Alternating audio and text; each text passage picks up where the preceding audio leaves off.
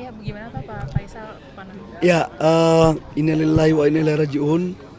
Kita kehilangan salah satu tokoh bangsa, Bang Faisal Basri. Saya kenal beliau sebagai senior saya di HMI. Tahun 99 saya pernah mengajak Bang Faisal untuk mengisi seminar ekonomi di Irian Jaya waktu itu. Saya kebetulan ketua senat. Beliau sangat orang baik, humble, pikirannya sangat luar biasa, kritis, yang konstruktif. Dan saya pikir kita kehilangan tokoh ekonomi yang menurut saya cukup luar biasa. Ya, kita mendoakan Bang Faisal semoga diberikan pengampunan dari Allah Subhanahu wa taala dan seluruh amal ibadah yang diterima oleh Allah Subhanahu wa taala, dan semoga Allah Subhanahu wa taala menerima di sisi yang paling mulia. Dan kepada seluruh kerabat yang pernah ada hilaf kata apa segala macam, saya sebagai juniornya mohon untuk dimaafkan. Terima kasih. Pak, sosok Pak Faisal Basri diperlukan untuk pemerintahan ke depan. Bang Faisal ini menurut saya satu tokoh yang mampu mengerem para pejabat seperti saya. Jadi pikiran-pikirannya itu sangat kritis, tapi sebagian pikirannya itu benar. Jadi kontrol sosialnya itu bagus. Saya nggak tahu siapa lagi setelah Bang Faisal yang berani lantang untuk ngomong. Tapi itu sebuah kebenaran dan saya sangat apresiasi. Dan itu dibutuhkan di pemerintah Pak Sangat, Prabowo Gibran. sangat. Saya dalam berbagai diskusi dengan beliau, sekalipun kami berbeda, kami sangat saling menghargai. Apalagi Bang Faisal ini kan, ya boleh katakan salah satu guru saya lah dalam hal data. Sekalipun saya di challenge dengan data-data apa bagus, almarhum ini top deh. Ya, Pak Bahlil, ada info Pak Jokowi akan datang lagi? belum tahu ya, belum tahu. Saya kebetulan baru tiba, jadi saya langsung ke jenguk melayat di almarhum. Baik, makasih banyak ya.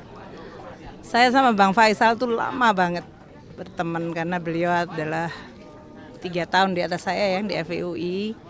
Waktu beliau menjadi asisten dosen, saya kemudian masuk LPM bersama-sama atau dekat angkatannya. Dan sesudah kembali kami sekolah, beliau menjadi kepala LPM, saya menjadi kepala pendidikan waktu itu. Jadi kita teamworknya banyak sekali sama Pak Faisal, very long friendship ya, sama keluarganya juga deket. Saya kenal Bang Faisal itu punya passion dan kecintaan sama Indonesia luar biasa.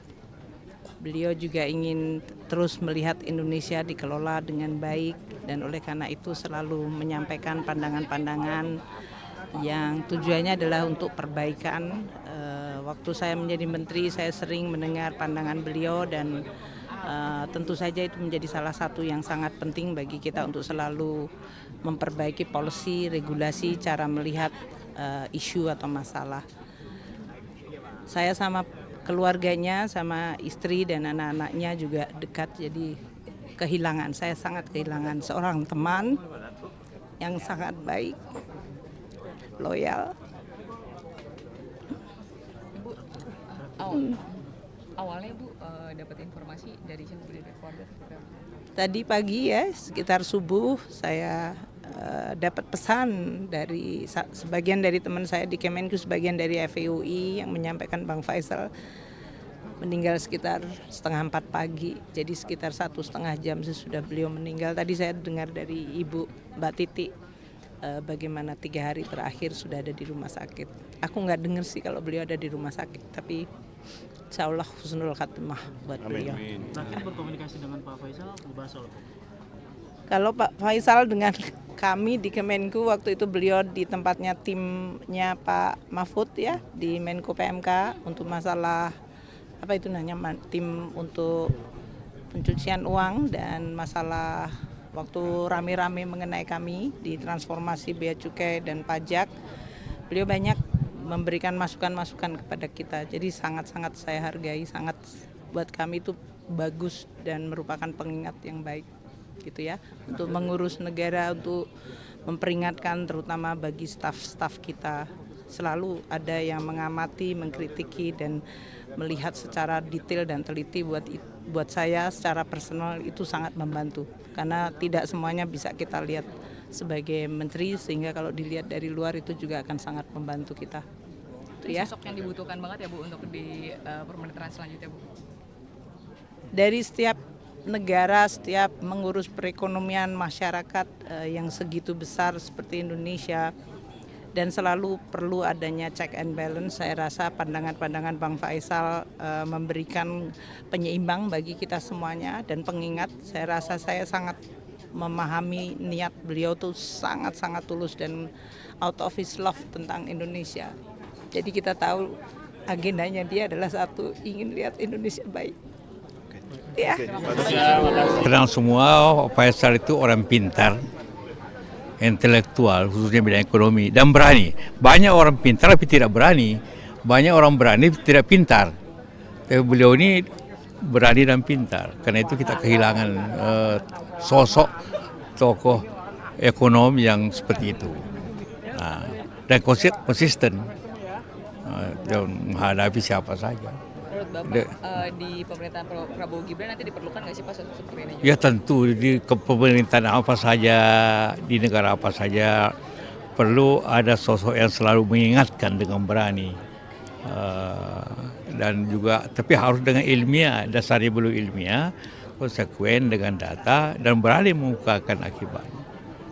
Ya tidak banyak yang bisa begitu. Ya, itulah Pak Faisal Basri yang kita kehilangan pada hari ini. Pak tadi bertemu dengan Pak Anies juga Pak, apa yang disampaikan tadi Pak, ada diskusi? Enggak, biasa aja. Biasa aja Pak. Wah, sering ketemu aja dalam suatu acara. Saya bilang beliau sudah tenang. Banyak juga orang tenang karena itu, tapi pasti ada lagi generasi baru yang pintar dan berani.